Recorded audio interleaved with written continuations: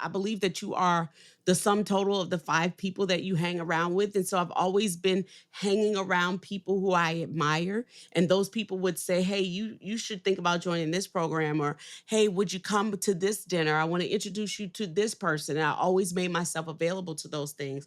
But it was one major move that I believe really propelled me. And that was when my neighbor came from across the street. She had bought the house of the woman who propelled me into the business into the first place.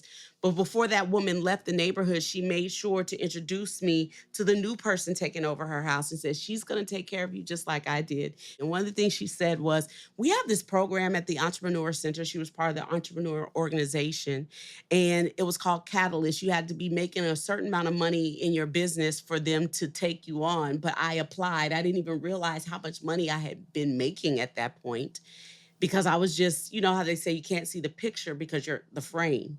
And I didn't even realize that we were not only surviving, we were beginning to thrive. And so I applied to be in the program. And it was there that I began to raise my hand in the room and say, hey, can you pause? I don't know what that means. I don't know why. Why should I care about a profit and loss statement? Or why do I need to know what the bottom line is? And what is this bottom line? And how deep does this bottom line go? And it was things like that that they would laugh and say, oh, Mignon, let me teach you. And then it was just, it became an endearing thing that they wanted me to learn. And so I began to understand what those things were. And as I understood, I began to teach others, because my mother taught me that if you want to solidify what you really know, then teach someone else.